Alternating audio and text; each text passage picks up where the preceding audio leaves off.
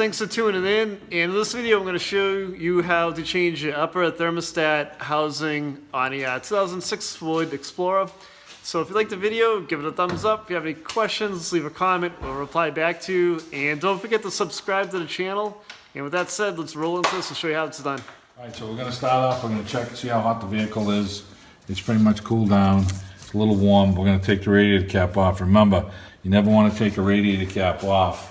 If you think the engine's going to be hot, you want to feel your upper hose to make sure, because this will be under pressure. I can squeeze this a little. It's good. It's always a good idea to put a rag on it to cover it up just in case, and you crack it slowly to make sure that there's no pressure on there. Now I would hear something coming out if there was a lot of pressure. Now I'm still holding pressure down on the cap. Now I can let off. Now I know it's not going to burst out on me. All right, so we're going to put the car up in the air, and we're going to get our tools to pull the drain plug out of the radiator, loosen that up, and drain the coolant. Okay. Yep. All right, so our drain plug's right here. Tony will zoom in and show you the drain plug. It's right here. On the original equipment one, I believe it was white, and it was like a 3/4 wrench that would go on it. This radiator's been changed, so this, you can just turn the lever, and as it starts to come out, backed out, the fluid should drain out the hole.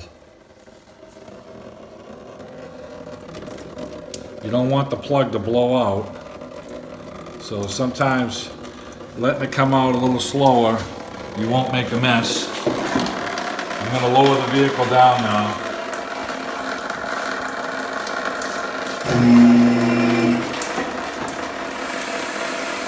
Our thermostat is right here. There's three 8mm bolts holding this thing down. We're going to squeeze this clamp and twist the hose at the same time. It's a factory OEM clamp. It should be good to reuse. Squeeze it down with some pliers.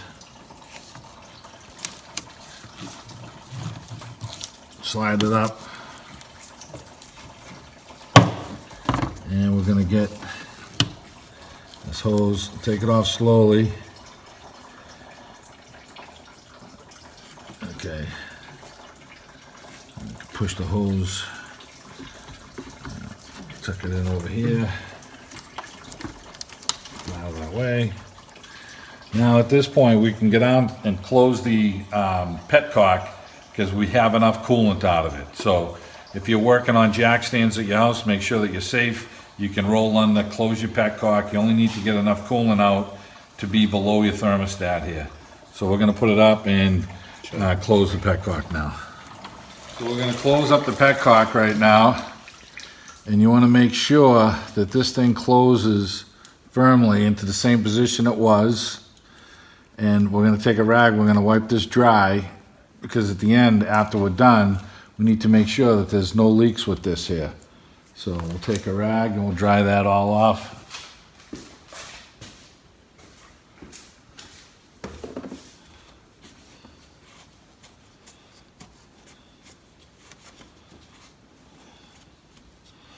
Alrighty. Okay, so we're going to crack these loose, and these are 5/16, and I have a 10mm, so that ain't going to work. This ain't gonna work. Heck's the matter with you? Kind of an online mechanic, are you? You're fired! Can't fire me, I'm working for free. Can't find free help like you used to. So, you want to crack these loose by hand. This is all plastic in here. Don't use an impact gun or as much as you want to, just crack them loose by hand. It's just going to make things easier for you. That housing is plastic, so... Yeah. So if you strip this out, you're having a bad day. What you want to do too is... Yeah. You're not going to work the next day. Yeah, you're not going to work the next day. So, what you want to do too is, where this housing is plastic, when you get it off, we'll inspect it for cracks and make sure it's okay to put back on, right, Steve? Yeah, these housings in here,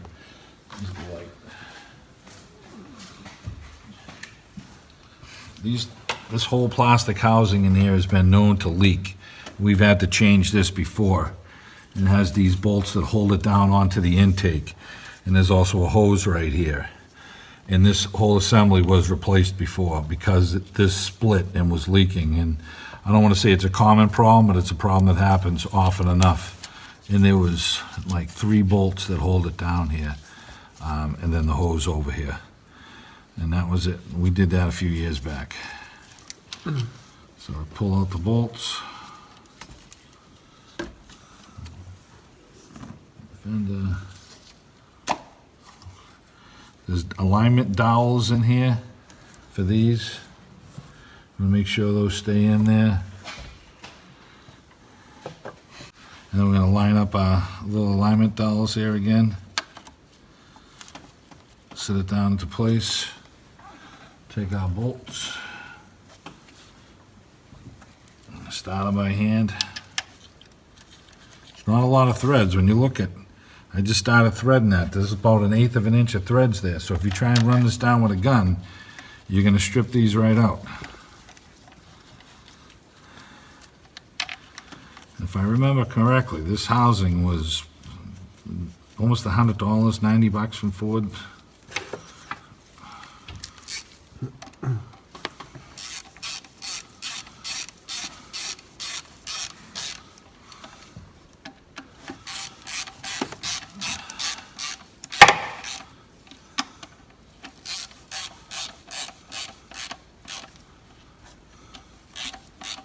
Now I feel them all bottom, and then once they're down, I'm just going to give them a little snug. That's all you got to do. That's it. I'm going to slide my hose back on.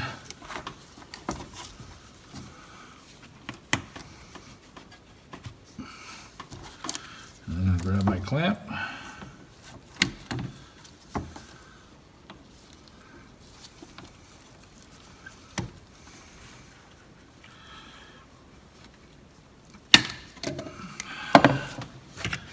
Okay. Looks like I've never been in there, just the way you want. Exactly. Now wipe everything down dry. You don't want to get any coolant on your belt. It could give you a belt squeal. So get this all dry. If you don't have a coolant pressure tester, once you fill this thing up, you're just going to pay attention. This one's nice and easy to see. Make sure you don't have any leaks out of the hose clamp here or at the base where our gasket that we reused. You can get a new one. This thermostat didn't come with one, and we reused it. And we're gonna fill it back up. Now we didn't drain a lot of coolant out, so we don't have a lot of coolant to put back in. We're probably talking 2.5 quarts that we took out. So we're gonna get a bucket, and we're gonna funnel, and we're gonna pour this all back in.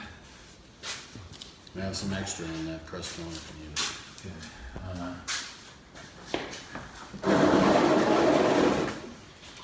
we'll just get a little funnel.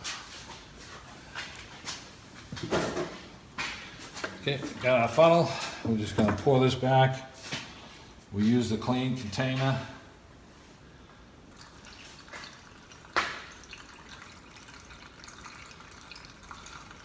We want to put back in the same amount that we took out. If we don't get all of this in the radiator, we can put it in the surge tank over here and it'll draw it back in as it's needed. We should get most of it back in though.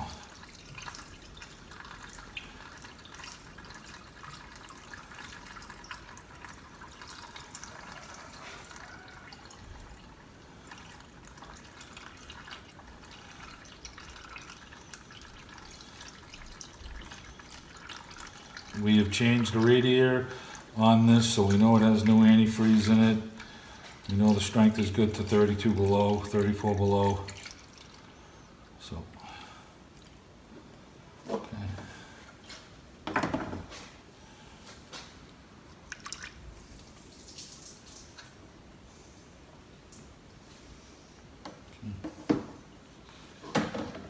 Cap, there it is. It is. Start it up. Yep.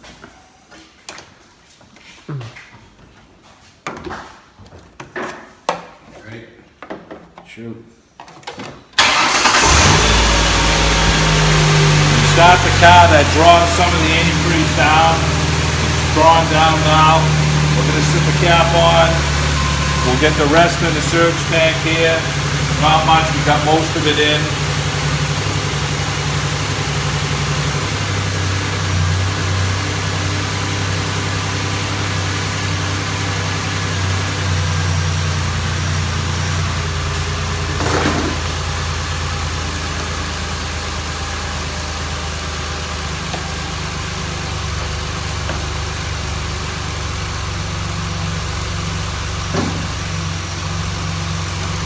Now it's gonna have to run up to 180 degrees before the thermostat will open, and then we'll get the upper radiator hose will get hot, and we'll check it to make sure that we have equal heat on the upper and lower hose, and that we have good heat on the inside of the vehicle.